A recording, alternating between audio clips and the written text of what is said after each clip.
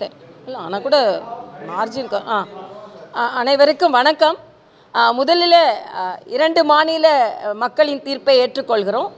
இதில் பெரிய மாநிலமான பலம் பொருந்திய மாநிலமான மகாராஷ்டிராவில் பாரதிய ஜனதா கட்சியின் கூட்டணி ஆட்சி அறுதி பெரும்பான்மையோடு நடைபெற இருக்கிறது என்ற மகிழ்ச்சியை நாங்கள் பகிர்ந்து கொள்கிறோம். ஏனென்றால் மகாராஷ்டிரா என்று வரும்பொழுது மற்ற மாநிலங்களிடமிருந்து ஒரு வேறுபட்ட மாநிலம். பாரத தேசத்தில் உள்ள அத்தனை மாநிலத்து மக்களும் அங்கே பணிபுரிபவர்கள், அங்கே வசிப்பவர்கள். அதனால் ஒரு சின்ன பாரத தேசம் என்றே மகாராஷ்டிராவை சொல்லலாம். ஆக மகாராஷ்டிராவில் பாரதிய ஜனதா கட்சி கூட்டணிக்கு கிடைத்திருக்கின்ற வெற்றி பாரத தேசம் முழுவதும் உள்ள கருத்து என்று எடுத்துக்கொள்ளலாம். அதனால மகாராஷ்டிராவின் வெற்றியை ஒரு சரித்திரம் முக்கியத்துவம் வாய்ந்த வெற்றி என்பதை நாங்கள் இங்கே பதிவு செய்கிறோம். அது மட்டுமல்ல, மரியாதைக்குரிய பாரத பிரதமரின் திட்டங்களும் மாநில அரசின் திட்டங்களும் டபுள் என்ஜின் கவர்மெண்ட் இருந்தால் மக்களுக்கு எப்படி பலன் தரும் என்பதை மகாராஷ்டிரா நிரூபித்து மறுபடியும் வெற்றியை பெற்றிருக்கிறோம். இங்கே பயணத்திற்கு நாம் பெண்களுக்கு உதவி செய்கிறோம். ஆனால் வாழ்க்கை பயணத்திற்கு உதவி செய்வதற்காக ஏறக்குறைய 72 லட்சம் பெண்களை லட்சாதிபதியாக்கிய மரியாதைக்குரிய பாரத பிரதமர் அங்கே அந்த திட்டத்தை துவங்கி வைத்தார்கள். ஆக பாரதிய ஜனதா கட்சியின் இலவச திட்டங்களாக இருந்தாலும் அது வாழ்வாதாரத்தை பெருக்கின்ற இலவச திட்டங்களாக இருக்கிறது என்பதை நாம் பதிவு செய்ய வேண்டும். அது மட்டுமல்ல, ராகுல் காந்தியின் பிரச்சாரம் இண்டி கூட்டணி முற்றிலுமாக தோல்வி அடைந்திருக்கிறது. இந்தியாவின் பிரதமராக இருப்பவரை குஜராத் உங்களுக்கு வெற்றி பெற வேண்டுமா என்று ஒரு குறுகிய மனப்பான்மையோடு அவர்கள் செய்த பிரச்சாரம் எடுபடவில்லை என்பதை நான் இங்கே பதிவு செய்கிறேன். அதனால மகாராஷ்டிரா வெற்றி ஒட்டுமொத்த பாரத தேசமும் பாரதிய ஜனதா கட்சி கூட்டணிக்கு ஆதரவு தருகிறது என்பதின் குறியீடாக நான் பார்க்கிறேன். ஜார்க்கண்டை பொறுத்தமட்டில் ஏதற்கு முன்னால் இருந்த 24 இடங்களை விட இன்று 29 தொகுதிகளுக்கு அதிகமாக வாக்குகளை பெற்று முன்னேறி கொண்டிருக்கிறோம். ஆக ஜார்க்கண்டிலும் நாங்கள் வெற்றி என்று தான் என்னால் சொல்ல முடியும். ஜார்க்கண்டை பொறுத்தமட்டில் அங்கே ஊழல் மலிந்திருக்கின்ற முதலமைச்சர் மறுபடியும் வெற்றி பெறுகிறார். அவர் ஊழல் வழக்கினால் கைதானது அங்கே ஒரு பச்சாபாதத்தை ஏற்படுத்தி இருக்கலாம். ஆனால் அங்கே உள்ள மக்களும் தேசிய ஜனநாயக கூட்டணிக்கு அதிக வாக்கு சதவீதத்தை கொடுத்திருக்கிறார்கள் என்பதை நான் இங்கே பதிவு செய்கிறேன். அது மட்டுமல்ல, நாடு முழுவதும் நடந்த இடைத்தேர்தல் மரியாதைக்குரிய பாரத பிரதமரின் திட்டங்களுக்கான இடைத்தேர்தலாக இருக்கும் என்றெல்லாம் சொல்லிக் கொண்டிருந்தார்கள். இன்று யூபியில் 9 இடங்களில் 7 இடங்களை பாரதிய ஜனதா கட்சி பெற்றிருக்கிறது. அதே போல கர்நாடகா இடைத்தேர்தலில் பாரதிய ஜனதா கட்சி வெற்றி பெற்று கொண்டிருக்கிறது. ஏன் கேரளாவில் வயநாடு அந்த வெற்றி எல்லோரும் எதிர்பார்த்தது தான்.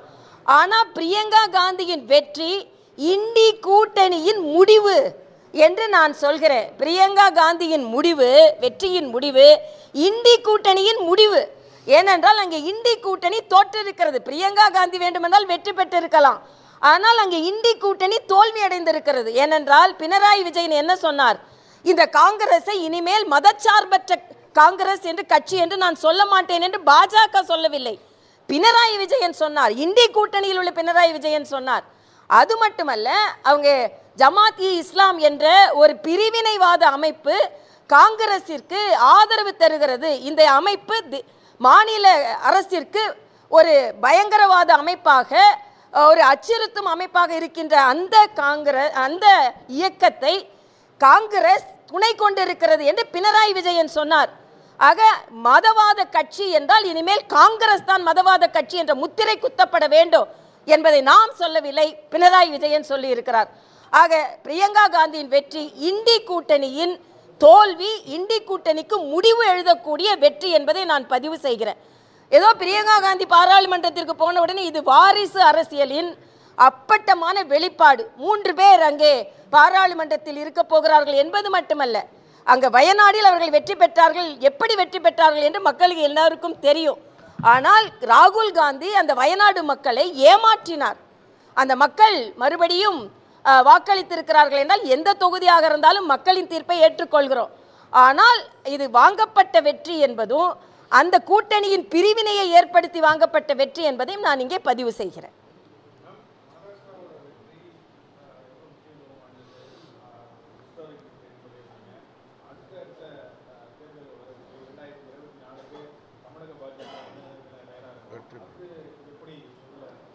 இல்லை பாரதி இப்போ ஒன்றை தான் நான் மக்களுக்கு சொல்லிக்கொள்ள ஆசைப்படுகிறேன்.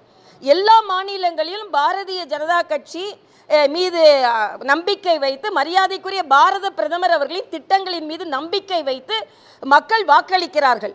அந்த நம்பிக்கையை தமிழக மக்களும் பெற வேண்டும் என்பது எங்களது கோரிக்கை. 2026 அந்த நம்பிக்கையை வைத்து எங்களுக்கு நிச்சயமாக வெற்றி கிடைக்கும் என்று நாங்கள் நினைக்கிறோம். ஏனென்றால் இன்று நான் ஏற்கனவே சொன்ன மாதிரி மத்திய மாநில அரசுகள் ஒரே ஆட்சியாக இருந்தால் அந்த மாநிலத்திற்கு எவ்வளவு நல்லது கிடைக்கும் என்பதை மகாராஷ்டிரா நிரூபித்திருக்கிறது. ஆனால் இங்கே மரியாதைக்குரிய முதலமைச்சர் என்ன சொல்றார் என்றால், மென்மையாக பேசாதீர்கள், பாராளுமன்றத்தில் போய் வன்மையாக பேசுங்கள். பேசிக்கிட்டே இருக்க வேண்டியதான், நீங்க ஒன்றும் நீங்க செய்ய முடியாது. இதைத்தான் நான் சொல்றேன். அதாவது இங்க 40 பேர் போய் பேசிக்கிட்டே இருக்க வேண்டியது, கத்திக்கிட்டே இருக்கலாம், நீங்க வேற எதுவும் சாதிக்க முடியாது. இங்கே முதலில் இருந்தே முதலமைச்சர் ஒரு மோதல் போக்கை கொண்டு வர வேண்டும் என்று நினைக்கிறார். அந்த மோதல் போக்கு தமிழகத்திற்கு எந்த விதத்திலும் பலன் தராது. ஆனால் நீங்கள் மோதல் போக்கை கடைபிடித்தால் கூட 187 கோடி நமது தூத்துக்குடி துறைமுகத்திற்கு, 85 கோடி நமது சென்னை துறைமுகத்திற்கு, அதே போல மெட்ரோ ரயில் 2வது ஃபேஸுக்கு அதற்கான முதலீடு, இப்படி மத்திய அரசு உதவி செய்து கொண்டிருக்கிறது என்பதை நான் பதிவு செய்கிறேன். ஆனால் முதலமைச்சர் எப்பொழுதுமே நீங்கள் வன்மையாக பேசுங்க, நீங்கள் இதை மாதிரி சண்டை போட்டு கொண்டிருங்க, இப்படி சொல்வதை மக்கள் புரிந்து கொண்டு, அது மட்டும் இல்லை, இன்னைக்கு மருத்துவமனைக்குள்ளே கத்தி குத்து, பள்ளிக்குள்ளே கத்தி குத்து, வழக்காடு மன்ற வளாகத்துக்குள்ளே கத்தி குத்து, ஆக எங்கே கத்தி குத்து நடக்குமோன்னு நம்ம தமிழகத்தில் பயந்து கொண்டிருக்கின்ற ஒரு சூழ்நிலையினால் 2026 நிச்சயமாக ஆட்சி மாற்றம் ஏற்படும். அதில் பாரதிய ஜனதா கட்சி அதற்கு காரணமாக இருக்கும் என்பதை வலிமையாக பதிவு செய்கிறேன். ஏன்னா மக்கள் இன்று அச்சத்தில் வாழ வேண்டி இருக்கிறது. ஆனால் அவர்கள் பேட்டி கொடுக்கின்ற அண்ணன் பாரதி அவர்கள் என்ன சொல்றாங்கன்னா, அங்கங்க நடக்கிறத சட்டம் ஒழுங்கில் கொண்டு வர முடியாதான், எதற்கு எப்படி இவர்களுக்கு கொலை செய்ய வேண்டும், கத்தியை எடுத்துக்கொண்டு பொது இடத்தில் குத்த முடியும் என்ற அச்சம் இல்லாத ஒரு சூழ்நிலை ஏன் வருகிறது? இவர்கள் பின்னால் இருப்பார்கள். ஒரு மாவட்ட தலைவர், காங்கிரசின் மாவட்ட தலைவரை கொலை செய்தவர்கள் இன்று வரை கண்டுபிடிக்கவில்லை. அதனால் நம்ம குத்திட்டு போகலாம், கொலை செஞ்சுட்டு போகலாம், இங்கே தமிழக அரசு அதில் அக்கறை எடுத்துக்கொள்ளாது என்பதைத்தான் கள்ளக்குறிச்சியில் இன்னைக்கு சிபிஐ வேண்டும் என்று விசாரணை செய்து மாநில அரசின் மீது நம்பிக்கை இல்லாமல் சிபிஐ வந்திருக்கிறது. ஆக இன்னைக்கு சாதாரண கத்தி குத்துக்கு கூட சிபிஐ வந்தால் தான் கண்டுபிடிக்க முடியும் போல இருக்கு. அப்படிப்பட்ட ஒரு சூழ்நிலை தமிழகத்தில் நிலவுகிறது. அதனால் நிச்சயமாக இந்த ஆட்சி மீது, தமிழக ஆட்சி மீது மக்கள் நம்பிக்கை இழந்து கொண்டு இருக்கிறார்கள். ஒட்டுமொத்த பாரத தேசத்தில் இந்தி கூட்டணியின் மீது மக்கள் நம்பிக்கை இழந்து கொண்டு இருக்கிறார்கள். அதனால் 2026 இங்கே எப்படி மகாராஷ்டிரா வெற்றியை நாங்கள் கொண்டாடினோமோ அதே மாதிரி 2026 இதே கமலாலயத்தில் நாங்கள் பாரதிய ஜனதா கட்சியின் கூட்டணியின் வெற்றியை நாங்கள் கொண்டாடுவோம் என்று இன்று எழுதி வைத்துக் கொள்ளுங்கள் என்று நான் சொல்றேன்.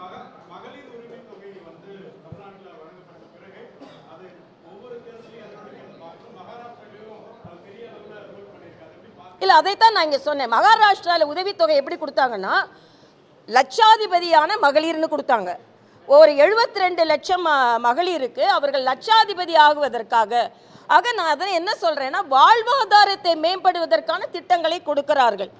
அதனால் நம்ம ஒரு திட்டங்கள் என்பது அந்த நேரத்தில் அவங்களுக்கு பலன் பெற்றுவிட்டு அந்த நேரத்தில் இல்லாமல் நீங்கள் வாழ்வாதாரத்தை பெருக்குவதற்கான திட்டங்களாக கொடுக்க வேண்டும். அதைத்தான் மகாராஷ்டிரா செய்திருக்கிறது. திமுகவுக்கு முன்னாலே இல்லை உதவித்தொகை திராவிட முன்னேற்ற கழகத்திற்கு முன்னாலேயே மத்திய பிரதேசத்தில் கொடுக்கப்பட்டது. அதனால் இது திமுக வேணால் வேற எங்கெங்கிருந்துலாம் எடுத்திருக்கலாமே தவிர திமுகலேருந்து மற்றவங்க எடுத்தாங்கன்னு என்னால் சொல்ல முடியாது.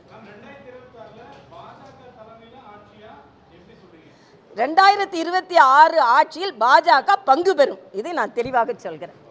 நன்றிப்பா, நன்றி.